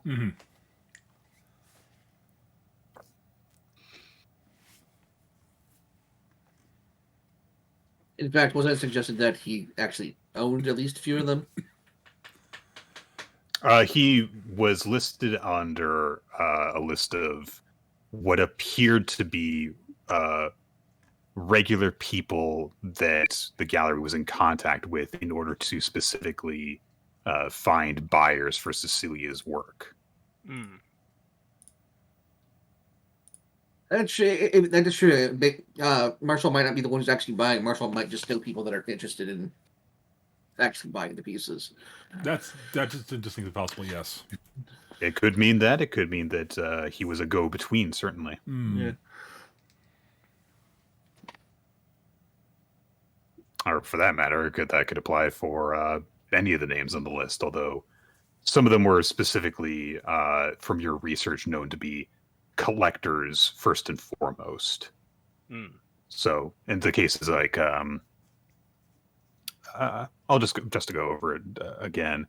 In the case of Patricia Howell, that is the woman who would kind of brag about discovering Cecilia. She probably would have just been buying the works herself. In terms of the businessmen that you knew of, those being Stanford and Fletcher Cobb, they could have certainly been, just kind of brokers in some form, or Fletcher Cobb specifically was thought of to be someone who would kind of invest in artwork in order to use it for write-offs and such. Right.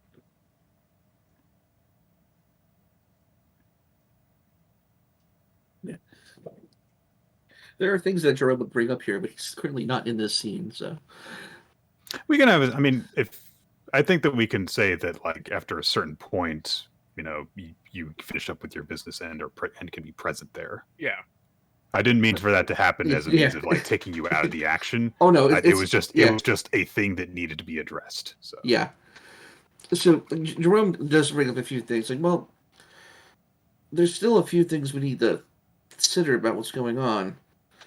When we went to Cecilia's house, she wasn't there. We didn't notice any particular signs of a break-in or anything. Well, there was that big path outside where, it was pretty clear that she took pretty regular walks outside of it, and it was well treaded and all that other stuff, and we were kind of guessing that, she probably went out for a walk, keeled over, and didn't get found. Actually, no. Actually, we we went to there was a campsite near her property that Jerome actually kind of rolled really well, and he sort of sussed out okay, the people who were camping here were watching the house, and when they left, they went through this back alley to the road, like not back alley, but this back path to the road, and they would have driven off. So, like, if she had been taken, that is how it would have been gone down. That is accurate to my recollection of events. Yes. And Jordan's also put a couple things together. He's like, plus the congenital heart thing, that would make sense. What was his name? The guy we pulled out from the Trelawney. Trelawney did mention that they were involved in that his criminal enterprise friends were involved with pushing around the medication, and that was happening locally. It's entirely that this Teague may have gotten some ineffective pills that may have hastened her demise. From the way that conversation with Trelawney went, like that was in a very specific area, and it was not where she was. Did I say that? Yes. Did you say that? Yes, you Did I say that? Yes, you did. Is that why this has been going very roundabout? You were trying to tie them there, and then you accidentally flubbed it. Is that what's going on? Possibly. So I'm my trying, to note, remember, I'm trying to think of what I said so that I can think of the impression I gave you guys and then correct that. so If I here's gave you a misinterpretation, thing that could be. here's what I have written in the notes. Secondhand Reg had Riley bumped off because he noticed discrepancies in the books. Turns out an outside source was paying Reg to place medications through the community. Turns out Yes. Cecilia was getting medications from one of the places that Reg supplied. Yes. Yeah. So, I That. Yes. Yes. So- I said that. Yeah. okay, yeah. Okay, I must. I feel like I'm going crazy. Sorry. I must have really misunderstood what you said, because I got the opposite impression. So Okay. ugh. No, when you said that, Fernay, I was like, oh no, what have I done? Yeah, like Is it- like that's why I was like not like that's why I was like over here going like, oh, these are like two unrelated things, because I was running off of that line of mental logic. So oops, I guess. I mean, you guys are in definitely a point to kind of like consider everything. So if you want to consider everything, that's fine. That's fine to do just right now. If you want me to provide additional clarification on things just for the sake of reminding you of anything that you're unsure of, I'll just like do that for you, because we have kind of like, I have been kind of slipping you some different ideas over the course of, playtime months at this point. So Right. if you guys need a refresher or anything, or if you want me to, if you're wondering about things being tied together in certain ways, then maybe I can clarify certain things too. I think the question is, who done it? Sure. Well, that I haven't told you yet, Eric. So. I'm pretty sure you have. Oh. Sure, Eric. Oh. Okay. It was. It was red Obviously the herring. butler did it. We all know this. Oh, Corso's red herring. It was That's fucking always Tim red Curry. herring. Obviously, it was Tim Curry. Mr. Body. I have to rewatch Clue at some point. So for me trying to patch things together, so the implication here is that, like, the initial haunting that we dealt with is related to this case still, even though it seems like it was tangential, I guess. Well, to, I guess, press on the point of the uncertainty of these two things being linked, because I seemingly have given one or multiple of you a misimpression based on what Trelawney said.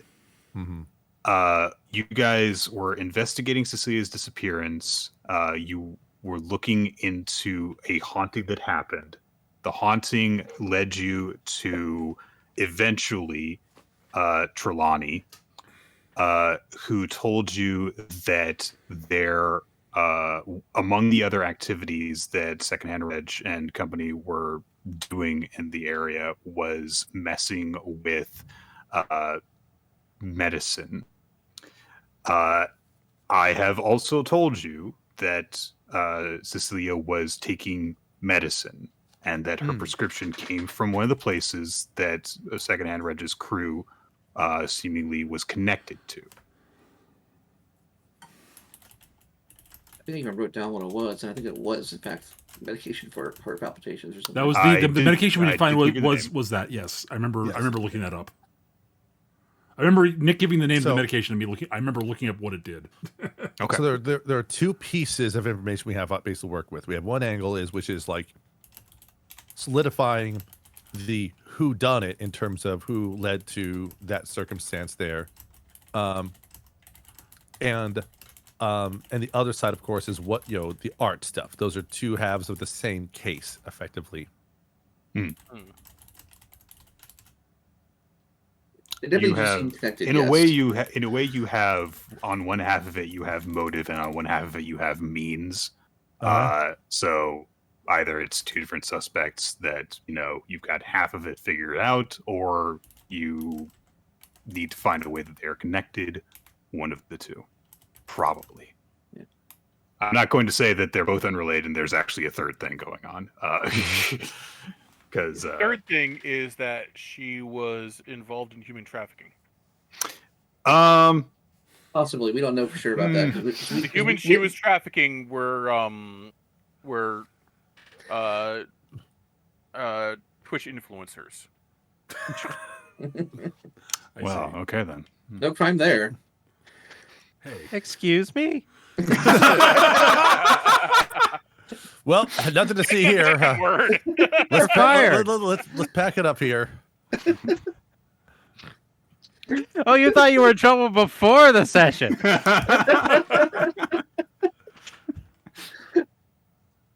What did you do this time, Jerome? Oh, man. It's like, I got this mermaid after me. Listen, okay. Jerome, we can understand pranks and goofs, but this is too far. You've crossed the line. It was funny, sure, but you still crossed the line. He's out of line, but he's right. How dare you say such an awful yet daring thing? All right. So like Jerome is kind of bringing these things up. Like, okay, so these are kind of tying to the bigger picture. I agree we should go see Marshall, but it might also be worth checking out Cecilia's home one more time and maybe trying to track down either her lawyer or possibly a will. That is something I think it needs to be looked into. I agree. Just the ordering and what approach we should take with Marshall is the question. We need to find out more about him, as I said. Indeed. And as much as the challenge of forging a will seems intriguing, I don't know if that's a reasonable or practical solution to the situation. I will defer to your judgment on that one. I'm not entirely sure. Jerome kind of nods with Tian. It's like, without knowing where the actual will is, doing such a thing would be pointless. Because it could just show up at any time. Then we just swap them back and forth until people don't know which one is real. They have to choose one of them, It's like that scene from. And also one of them is on the back of the Declaration of Independence. It's like that scene from that one movie that was really famous. Pluto Nash, right? I was thinking more like one of those like doppelganger moments. I'm the real Will. No, I'm the real Will. And it's just you gotta shoot us both. You gotta sign us both. Oh boy! All right. So yeah, I guess the plan would be investigate.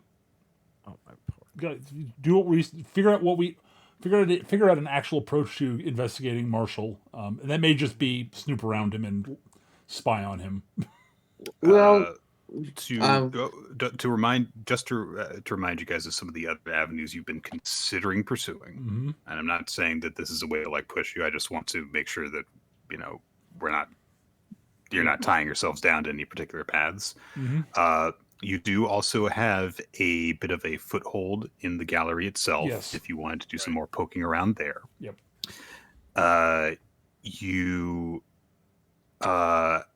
If you want to look into stuff involving the medicine, you are aware of two people who knew different aspects of the business because they're both dead now. If you wanted to go and talk to either of them. And let's see, I've also given you the stuff in regards to Marshall Bailey, and also anything in comments to some of the other people that were on the list that you got from the museum, or not the museum, the gallery. Mm-hmm. You might find out more if you poke around there. Or let's see.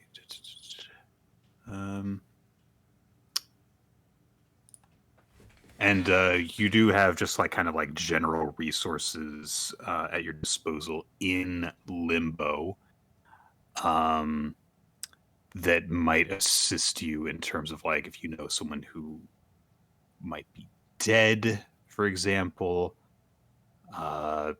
This is just me trying to present you guys with potential paths that you could go about doing stuff.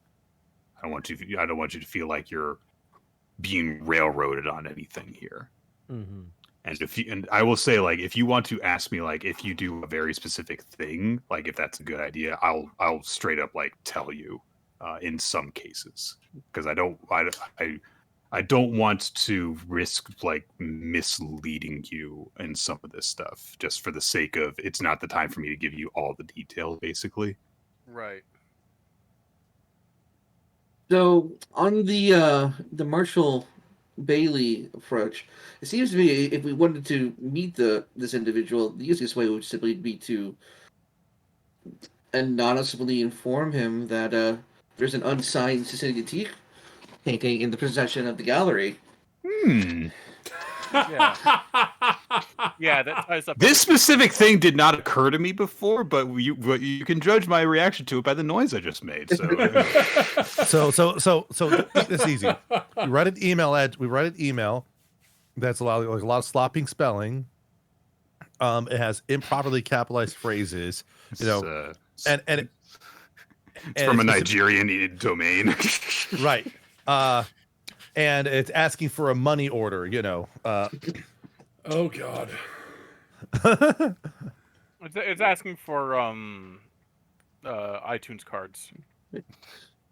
I'm not necessarily suggesting this is the path we have to take. I'm just simply saying that if this is a path we take, this is a good way to do it. I'm not saying you're wrong. I like your idea, Ash. Yeah, I'm just sitting. a lot of shit. I like your idea, Ash. I'm just sitting here listening to everything else and just dreading the fact we might end up running the Spanish prisoner on this guy. I'd really rather not do that. We don't need money. No, what we need is a confession. We don't even need that. We just need Cecilia Teague's soul. Yeah. I'm not sure he can give it to us. No, Pretty sure he can't. probably not. If he can, that raises some very interesting questions, I will say. He's been a necromancer the whole time. He's got Crick's soul cages just lying around. Oh, well, there we see that yes, and that would raise certain interesting questions now, wouldn't it, Eric? We go to the Bailey estate. We find a picture of Celia and Marshall when they were dating or something. On the back is her declaration of undying in love and giving him possession of her soul, and just pull like the Simpsons thing, like, Your Honor, Marshall Bailey is in possession of this soul. All right. So yeah, I think the angle is to look into investigate Bailey, like Marshall Bailey, and then from there, it will depend on what information we can get from investigating him. How we actually investigate him is I'm open to plans, but And from there, I think looking into both her will and her the medication is both good other avenues to investigate as well. What I'd call obvious reasons. So, on the medication front, we could have her medication that was hers that we brought with us. Maybe there's somebody at HQ that can test that. Did we bring it with us? I thought we just found it and left it there. Did we leave it there? I don't. Did we come? Did we have a compelling reason to bring it with us? That's a good point. We did not. Maybe that's something we can look. Well, there's another reason to go to back to her house. I'm not entirely sure how we'd have it tested here. I don't know if Limbo really has the tools for that, per se. That's a good point. We gotta have an alchemist kicking around. Yes, I'm certain we have an alchemist kicking around. You've got an alchemist kicking around. We'll at least one apothecary. Yes, we probably have alchemists. We probably have apothecaries. How good is their modern chemistry, Eric? Yeah. Do you have Well, how much does modern chemistry involve leeches? Not that much. You're correct, Eric. They're different disciplines. Yeah. Listen. The easy way to figure out what these are is easy way to do it. It's just we just take the drugs. We just all take it and just determine it through that what it does. Yes, because things that are poisonous to mortals certainly will actually work very well in dead people. Dead. What's the worst thing that can happen? Eric, don't ask that question. That's a bad question. Death shows up. Listen, buddy, I was okay with the other thing, but now you're taking other people's prescription medication without. You didn't even ask for their permission. You just took it. How could you? I mean, boy. So I think the actual plan is to send it to an actual chemist in the mortal world, who will have the actual tools and expertise to analyze it. Just saying. My thought on it is that if the pills are fake, they're just going to be sugar pills. So that would be pretty easy to find out. Like, why would you go to the effort of like doing anything more complex than that? Because if you want to kill somebody intentionally. I just want to I want to like ask one specific thing. Gideon, when you are saying like we should send this to someone to test in the real world, do you like actually say that in character? Yes, absolutely. Reiko. Yuki's a chemist. It's all coming together. She's a chem student, I should say. Ah, I see. Okay, now, all right. So, yeah, but she knows nothing about. All right, no. About biology. All right, Reiko looks to Jerome. Hey, you want to get in trouble regarding my girlfriend again? Again? Do I? Wait. Again? I turned to Gideon. Personal stuff doesn't need to be in a report. Go on. Wait, what? What personal stuff? I feel somewhat out of the loop here. Oh, just my mother being my mother and things being as they should as a result thereof. Well, I suppose that I will be informed if something. I suppose if something important, something that I need to be informed of, happened, I will be informed of it by somebody at some point.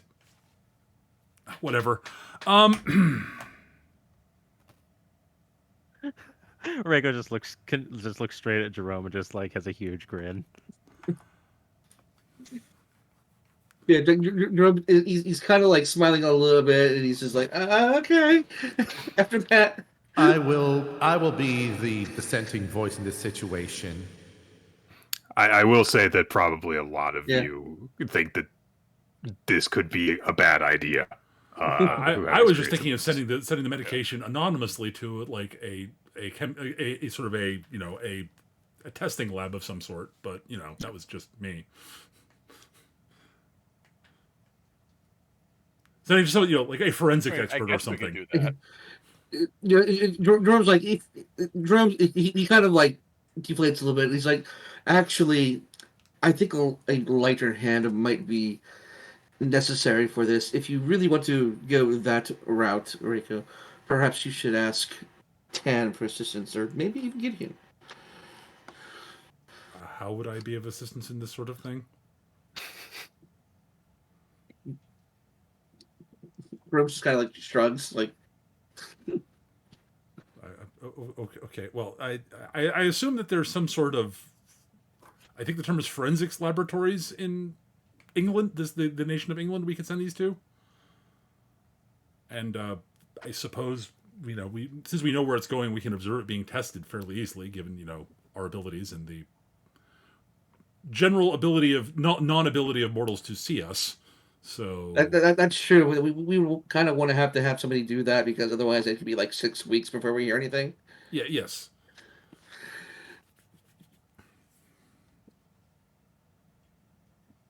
The only thing I'm a little concerned about that is kind of like a consequence of actions. Like, okay, someone over there gets a hold of the drugs, Mm-hmm.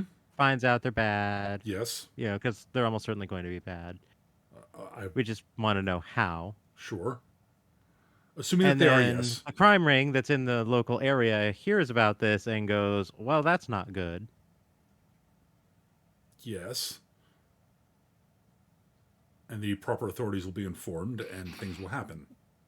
They're not really our concern. Oh, it's nice that you think that.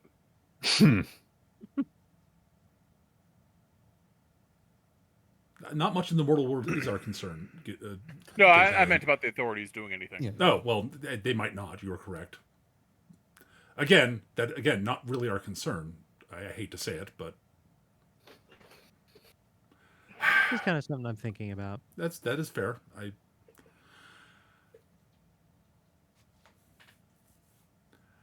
Whether action is taken upon these, I understand I understand where you're coming from on that, Dentalian. But again, I'm not entirely certain what we can do about that without stepping outside of our. Honestly, I mean, they're going to do what they do, Yes. and they pay for it when the time comes. That's just how that works. yes. So, let's step back here for a moment out of character. Mm-hmm. Remind me again what it is specifically we want out of this analysis. It's not. It's a art. We need finding out whether these are actually the appropriate drugs or if they've been either replaced or tainted. Mm-hmm. It will indicate something about how Cecilia Teague died, which might be useful to us. Right. All right. Bearing that in mind, then there might not be any need to involve anyone. Well, my girlfriend's a chemist. She has a bunch of chem books lying around all over the place. So I could just read those real quick and just do a test myself. As long as we have something that we what can compare it to. I mean, Like she's a chem student. She's got stuff. okay. But how we are going to interact with that without causing other potential risks. Just wait until she's out of her apartment. She would have sophisticated chemical analysis equipment in her apartment. Interesting. She'll have sophisticated enough. It's just a matter of does it react differently. Okay, I talked about her with death a lot. She talked about chemistry a lot with me. Okay, Fair I know enough. a little bit about this stuff. That is fair. Even so, I have some reservations about this. So, Well, the way I see it is this keeps things on the down low and has the most minimal interference with mortal life. She says, casting a glance at Jerome and Dantalion, as opposed to actually causing something that may cause waves. yes, Just thinking low profile. right. I mean, the low that's not- profile in the mortal realm, not necessarily here. Yeah, and I guess there's the other risk that I've talked about before about how long one lingers in these sort of areas. There's also, I will say the advantage to what my idea is more that there is very little interaction with the mortal world beyond putting something in a mailbox and observing. Which if he putting this, from what I understand, sending this sort of thing to be tested anonymously is not something outside of normal procedures. Someone might do that. I to just kind of like just press this point home. The issues with testing things are kind of a bit of a bad in different respects, regardless of the options, because you know essentially for certain that you would basically need to test these. If you were to get the medicine and test it, you would need to do so in the physical world using some physical world equipment. So between your group, the one who probably knows the most about it is Reiko, just in terms of modern technology, familiarity, background, and such. But if it were not going to be Reiko who would do it, it would have to be someone outside of your party, and so you would need to have someone do it for you. I just realized something. What? We can simplify this so much without involving unnecessary mortals, but picking up a toy chemistry set at the fucking Walmart and testing for sugar. That's kind of what Reiko's plan was. Yeah, my assumption my assumption is not these are not placebo. Yeah. The indication I got was that these were doctored with bad shit. But that's my concern. Yeah. And we just do a couple comparisons. Like, how does this respond? Does it respond the exact same every time? Okay. No. All right. Then something's different. Yeah. I mean, but we don't know what the test should look like. Is my point. We don't even know what the actual chemical is. Right. Yeah. In the first place, is that really all that important? If it's been altered, then that's kind of. How do we know it's been altered, though? Word. That's my point. Right. That if we don't know what the initial state is, testing it and we won't know if it's different from what the original. I did say we compare it to another one. We just get some other of the same prescription. How? What I'm saying is it's really easy just to test for sugar right off the bat. Sure. And then we can start testing for other shit. Okay. Sure. Fine. Because it might be doctor with bad shit. But that would mean they're getting expired drugs or mislabeling drugs. The cheapest thing, and these are guys looking to maximize their profit, is fucking sugar pills. Sure. I guess from Peter's standpoint, that all can be done just by sending it to a local lab and just stating, this is what these are supposed to be. What are they? And that's I think what Gideon's position is. It's just okay. We can do that too. Yeah. Yeah, that's what I said a while ago. Yeah. I mean, if you want to go about that, doing stuff in that kind of way, I'll just tell you off the bat that the main challenge is going to be, can you convince the lab to run the test for you? And you guys do have, with your various, disguises and skills and such, it's definitely conceivable that you could find a way to convince someone to do that for you. You would, of course, need to go back into Cecilia's home and grab the medication in order to have it tested. Or for that matter, if you want to test medicine, there's been a couple medicines that you guys have come across during your adventure so far. So you guys can do that. I will straight up saying the chem thing, not necessarily as a suggestion, but because I felt it would be a thing that Reiko just should know about this. Sure. While you guys were talking about it. So that is, I think, definitely a valid option for you guys to pursue. Whatever you guys want to do, I'm okay with. I'm just sort of. Yeah. So you've got that. If you want to poke around and see us home for other things, then I guess keep those in mind. And then there's the stuff involving either Bailey or any of the other leads you have associated with the gallery itself. If you wanted to pursue more of the motive side of things than the means side of things. I think we need to attack several birds at once here, because it's going to take time to do the test, even if it's just a few hours. But we can also set up something to grab both Bailey and the gallery under the same roof, so we can check both of them out at the same time. Okay. Yeah, informing Mr. Bailey about the unsigned Cecily T painting is probably going to pique his interest, if only because he knows the guy who runs the gallery traffics in her paintings and probably shouldn't have an unsigned one. Yeah. So he'll show up eventually. It's just we gotta monitor it and then just go in when he's there. Okay. All right. I think we're reaching a point where this will probably be the end of the session. Okay. So if you guys are at least happy with the skeleton of a plan, I guess, that you guys have, then that's okay with me. If you want to like solidify anything, then that's also fine by me. But I just to let you know that once you stop planning that's this stuff, that's probably going to be where we stop the session for now. Okay.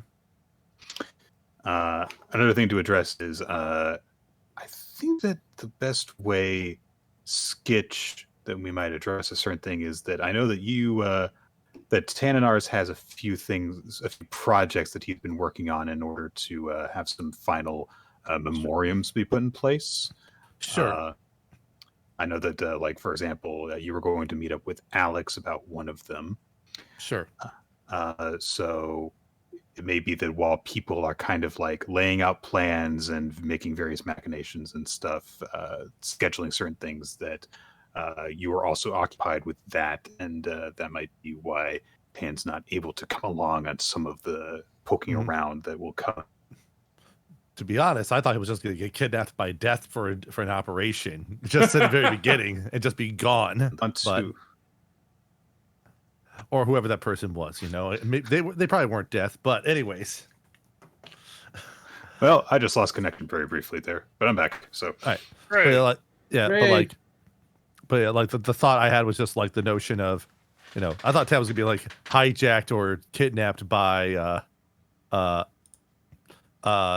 death, whoever they were at the very beginning, and that would have been it. So gotcha. Well, that's not what I had in mind. So fair enough. But that might be, I think, what Tan might be up to while we deal with you guys poking around and trying to figure out all this other stuff. So if you guys are okay with us ending here, then I guess we'll end here. Okay. All right. Yeah. It's right. Okay. I think we'll, as a group, we'll probably need to sort out a couple of things in the coming week just to kind of decide what direction we'll be headed in when we play next time. Sure. So, we'll figure out what the schedule is going to be, and we'll see whenever the next episode of this is going to happen. It might be next week, might not be. We'll see. We'll figure it out. All right. Take care, everybody. Bye, everyone. Thank you. Bye. Hi, everyone.